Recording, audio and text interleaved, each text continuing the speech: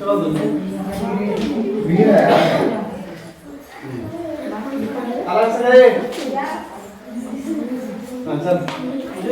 का ओम नमः शिवाय ओम नमः शिवाय ओम नमः शिवाय. या ठिकाणी बघा बाहेरला काय दिसतं महादेवाचं मंदिर आहे. आत्मज्ञानात छोटस पाण्याचं एक कुंभ आहे. आत्मज्ञानात एक छोटस पाण्याचं कुंभ आहे. कुठल्याही महादेवाच्या मंदिरात गेला किंवा कुठल्याही शिवाजी महाराजांच्या किल्ल्यात गेला तरी एक पाण्याचं कुंभ असतं. महादेवाच्या मंदिराच्या अगदी पुढे बाहेर पाण्याचं कुंभ आहे. तसं आतमध्ये याच्यामध्ये पाण्याचं कुंभ आहे. दोन्ही बाजू ते पहिल्या मशाली लावल्या जायचे. दोरखंड लावून या पायऱ्यांना खाली उतरला जायचं. समोरच्या या ठिकाणी 7 दगडांची लाईन मोजली तर त्याच्या खाली काळा खडक आहे पाण्यापर्यंत. तो म्हणजे सर भुहेरी मार्ग आहे. हा भुहेरी मार्ग समुद्राखालून 7 ते 8 किलोमीटर लांबी मालवणला एक गाव आहे मालवण कांदळगाव ओझर या ठिकाणी हा भुहेरी मार्ग बाहेर पडतो. समुद्राच्या खालून खडकातून कोरलेला मार्ग. या मार्गाचा उपयोग काय तर किल्ल्या आता कसं आपण घेरलाय तसं किल्ल्यांना चारी वाटेने घेरलं जायचं. वेढा घालण्याचा हेतू काय असतो? आतमध्ये लोकांचं कधी ना कधीतरी अन्नधान्य दारुगोळीसाठी संपतील आणि लोक पोटा पाण्यासाठी तरी बाहेर पडतील आणि किल्ला त्यांच्या ताब्यात येईल. म्हणजे वेडे त्याकाळचे वर्षानुवर्ष चालेल. असा भविष्यात आपल्यावर प्रसंग येऊ नये म्हणून भविष्याचा विचार करून अगोदरच भुहेरी मार्ग खोदून ठेवण्यात आला.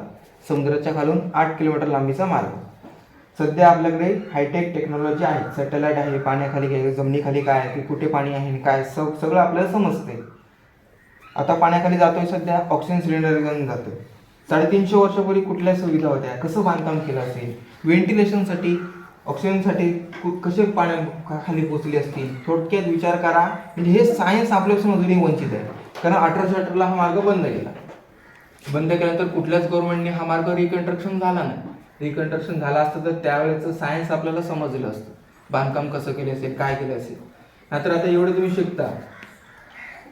आपल्याला शिवाजी महाराजांचा इतिहास केवढा शिकलात तुम्ही आता? कितीपर्यंत आहे? किती मार्कासाठी? शिवाजी महाराजांचा इतिहासच नाही पहिली गोष्ट. चौथीला आणि 7वीला होता फक्त शिकवला होतो. 4थीला आणि 7वीला 17 मार्कासाठी. बाहेरच्या 32 देशात the great war Chhatrapati Shivaji Maharaj guerrilla warfare यांच्या स्पीच लेक्चर बोर्डाचा एक्झामला 100 मार्काचा पेपर तो दिला तर तो व्यक्ती नापास.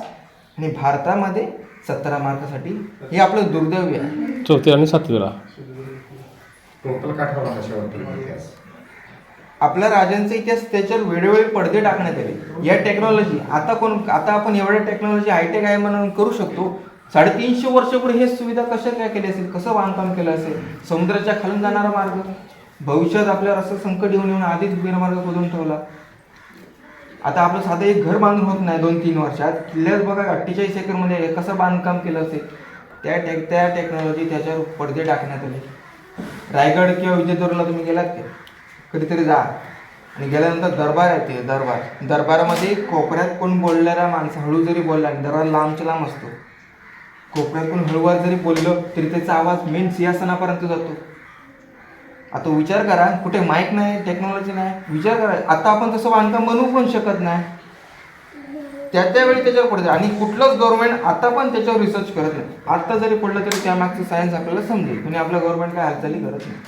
तर तसं बघाल तर जमिनीखाली हालचाली होतात. भूकंप होतात. दरड कोसळली म्हणून सध्या मार्ग बंद आहे.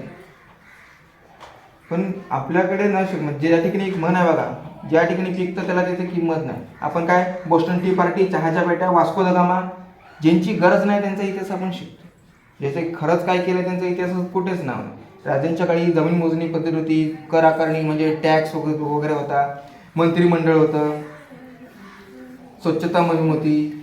त्याकाळी पाणी अडवा पाणी जिरवा मोहिमी होत्या. थोडक्यात पुण्यात खेड शिवापूर गावात त्याकाळी बांधलेली धरणं देखील आहेत. डॅम देखील आहे. त्यावेळी पाणी टंचाई नव्हती. सध्या गरज आहे पाण्याची. म्हणजे 3.5